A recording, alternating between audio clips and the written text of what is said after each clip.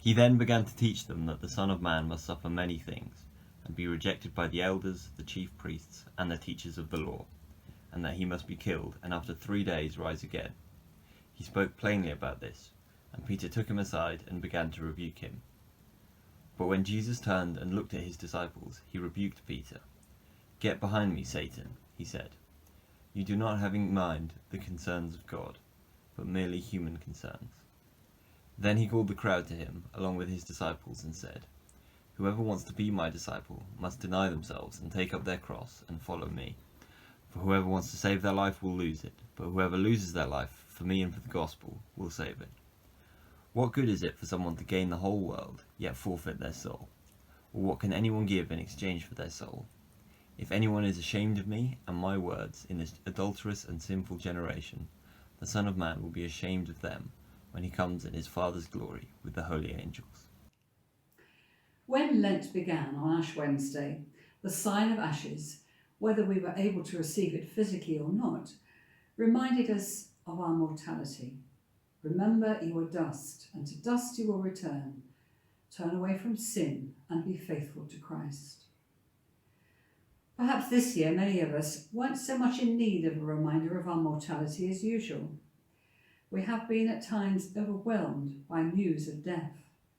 We can barely comprehend the figures, and perhaps some of us have been personally touched by death in the loss of someone dear to us. Then that other familiar Lenten theme, what are you giving up? All of us have had no choice about giving something up. Chocolate or gin don't seem to matter much compared with the deprivations of recent months.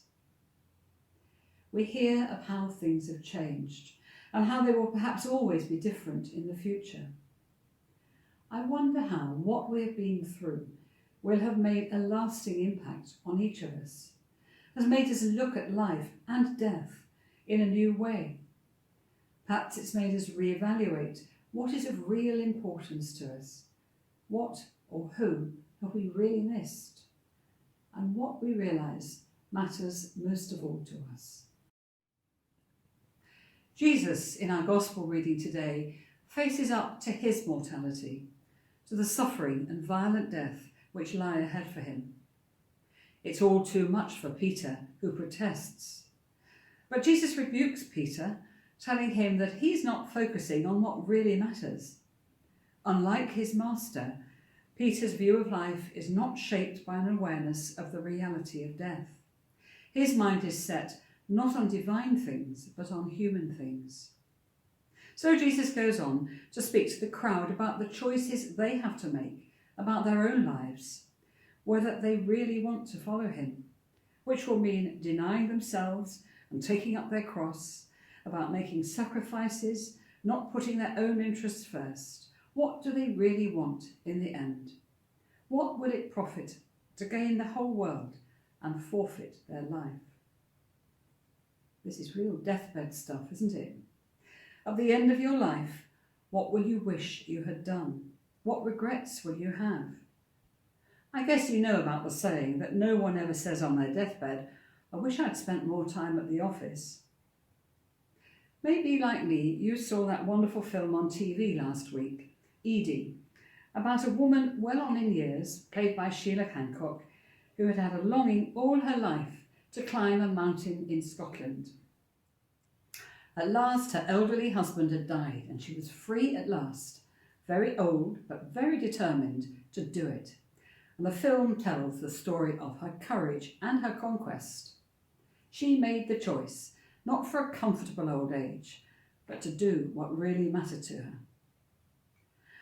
I know that when I was thinking hard about ordination, I couldn't get out of my head the thought that if I got to the end of my life, whenever that might be, and hadn't at least offered to do this, I should have deep regrets, but then it would be too late. The late Archbishop Anthony Bloom wrote these words: "Death is the touchstone of our attitude to life. People who are afraid of death are afraid of life. If we are afraid of death, we will never be prepared to take ultimate risks. We will spend our life in a cowardly, careful and timid manner. It is only if we can face death, make sense of it, determine its place and our place in regard to it, that we will be able to live in a fearless way and to the fullness of our ability.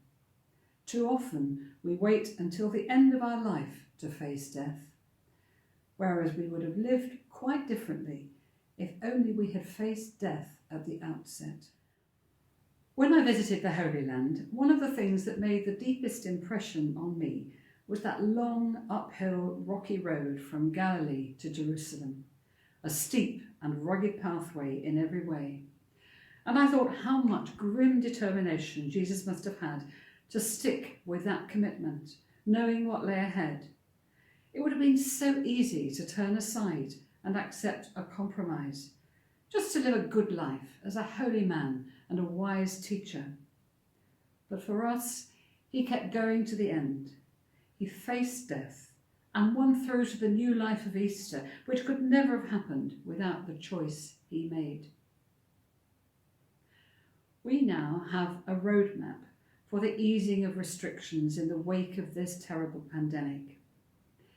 But I hope and pray that the brush with death we have been through may stay with us, may reawaken us to the urgency with which we must live, to the choices we need to make, to the awareness of what matters most in our lives and what doesn't really matter at all, so that we may learn, as Peter did, to set our minds not on human things, but on divine things.